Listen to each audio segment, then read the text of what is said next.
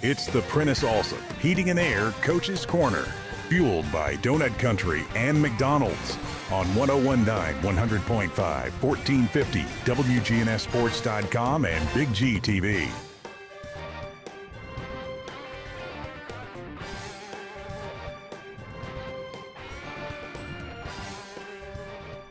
The Coach Show is brought to you by Middle Tennessee Electric, serving our community by providing affordable, reliable, and safe electricity online at MTE.com.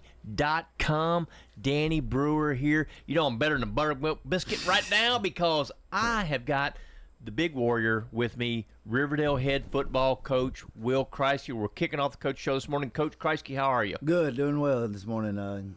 You know, a little long night, but it wasn't as long as last Friday with no rain delay or anything, so it was good. Went over to Laverne. Kids played well. Not consistent, but they played well. I was proud of them to bounce back. What I was really impressed with this week is our work Monday through Thursday. I think this was our best preparation that we had this season, the focus to detail, and just the way they prepared every day. I challenged them all week. Do they just want to be average, or do they want to be elite team? And they really worked hard. Now, we did have mistakes and weren't consistent at times offensively last night. And again, that's going to come. Like I was telling you out there, we haven't started the same 5 offensive linemen any games, back to back. So, we're trying to get consistent. Losing LeBron Shelburne was a big loss for us, and we're trying to find the pieces up front. And those guys are working hard to get it corrected. We've moved Eli Clark all around on the offensive line, and he's just buying in and saying yes, sir, and doing what we ask him to do. And the other guys are, and we've played 8 guys up there, 8 guys up front, and once we find that consistency, we'll be all right. I'm not saying we play bad. I'm just saying we just got to be a little bit more consistent and cut out little mental mistakes. Alignment issues, drop balls, missed assignments up front. But we're getting there. Gavin's getting better. He's leading them.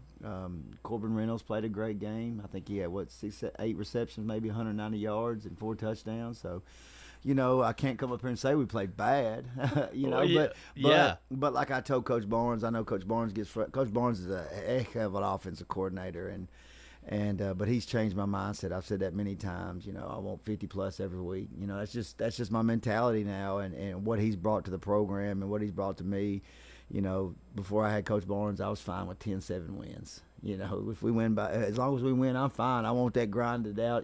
Right. A defensive battle, and now he's got me to buy in 100% on the offensive side of the ball and throw it around and score touchdowns and score fast and score as many as you can. And I enjoy it. It's a challenge. It's a challenge each week, and it's a challenge for our kids, and it's just a standard that we've set at Riverdale and what we want at Riverdale. Every time we touch the ball, we want to score.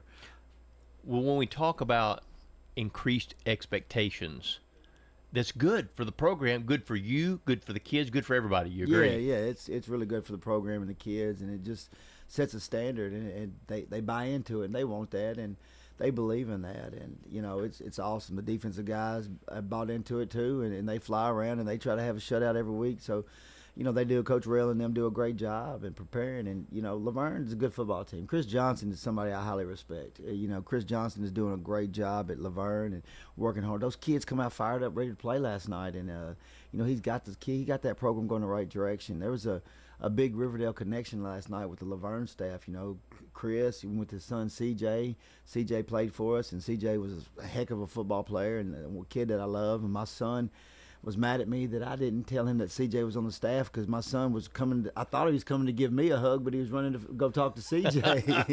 CJ's one of those kids that my son looks up to, and if my son's gonna look up to anybody, if he looks up to CJ Johnson, that's who you want your kids to idolize and look up to, and then Darius Verge, a Mr. Football winner at Riverdale, is on their staff, and then Maxwell, Michael Maxwell's over there coaching on that staff.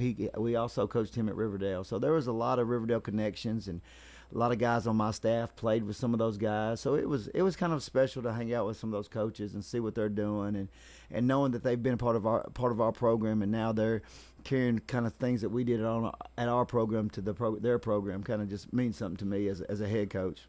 Well, it's your footprint and your footprint on the county. And when we talk about the county football community, pretty special around here, isn't it? Yeah, it is. It's tough on Friday nights, and coaches, because we're all competitive. But at the end of the day, man, we got a great coaching community here. We got great coaches. I mean, every staff is unbelievable. Every staff in this county works tremendous hours to make sure their program's top notch. And like we said, we respect everybody around here because everybody puts in the work, tries to be great. Let's talk a little bit. You've mentioned offense. Corbin Reynolds, outstanding game, 190 yards, 4 touchdowns. Let's talk about special teams. Yes, sir. Miles Weaver, 14 points last night. You told me 3 field goals and extra points. Talk a little bit about that kid. Man, I'm so proud of Miles Weaver. It was a kid that, he's a soccer kid. He's a heck of a goalie. He's going to have a chance to play somewhere big in soccer, but I think he's starting to get the football itch because last week he said, "You think I can play some college football?" And I said, "Yeah, son, you got a strong leg." And, he's really bought into this kicking thing. And, he played 3 years behind Khalil Armand. So, I always knew he was a good kicker. He just played behind another good kicker, and now he's able to show his talents. And, he had some dang good field goals last night, man. He got that strong leg. Well, I think one of them was a 43-yarder, It and was. you don't hear about 40-plus yarders in high school that much. No, I think my staff thought I was crazy for kicking it, but I've just watched his leg over the last few weeks and what he's done and how he's kicked. And not only is kicking well, we didn't have to punt last night, but he can also, man, when he punts, man, he booms that ball. So, and that the punting part comes from being a goalie and being able to kick the ball as a goalie. So, his leg, he has a really strong and live leg. So the staff thought you was crazy, but then at the end, they knew you were the genius that you are when you made it, right? I guess. I don't say they don't say I'm a genius too much. Okay, Coach. Okay, so let's turn the page a little bit. Like I said, good to get a win, 44-7 at Laverne. Let's talk about what's coming up. I want to correlate this week's contest. You go to Stewart's Creek, another big region game, because every game in the region is big. I'm going to correlate it to horse racing because that's who I am. Yeah. There's a horse running today in the Louisville Thoroughbred Society at Churchill Downs. His name is World Record. The cat is outstandingly fast. He breaks wonderfully out of the gate.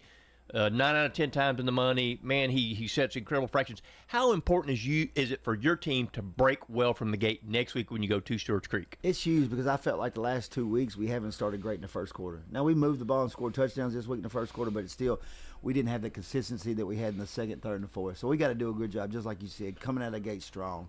Not having any misassignments or alignment. And that's going to come. I'm proud of the way the defense sets the tone coming out each game. They've done a good job. Jaron Hollins, man, I can't brag on that senior enough. He played an exceptional game last night.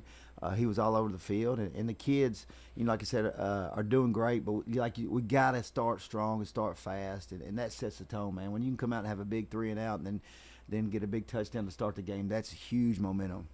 Coach, let's talk a little bit about your running game. I know that you can throw the ball. Obviously, you've got some good piece to the puzzle there. But how about the running game and how the progression of it? I know it's been a little bit challenging with the offensive line, but talk about your running game. Yeah, it's getting better. Jacob Vaughn does a good job. He's grown up, man. He ran behind his pads last night. I was really impressed with going back and watching film, some of the physical runs he had last night. And he also caught the ball really well out of the backfield. And he's a sophomore, and he's learning each week and getting better every week. And also Chris Peters come in and had some good runs toward the end of the game, and he's getting better. So every little piece is getting better. It's just not up to our standard yet, but the kids have a positive attitude to get where we need to go. Talk about the progression, week 1, week 2, week 3, week 4. Now we're going into week 5. Talk about the progression. It is crazy. Talk about the progression of your team so far. Yeah, they're getting better every week. Offensively, we're moving the ball better. Defensively, we're getting stops when we need to get stops, bowing up our neck and playing. We had an interception last night.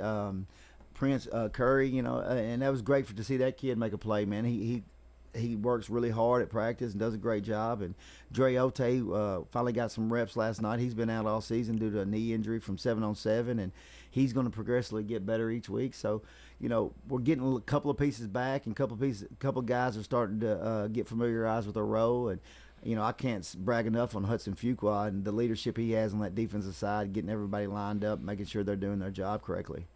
The depth, because depth is something that's obviously very important. Talk about your depth a little bit, developing it. Depth is huge, and we haven't always had that at Riverdale since I've been there, and having 160 kids in your program, you got to develop depth, and you got to get those guys ready and ready to play, because you never know. They never know when their number's going to be called.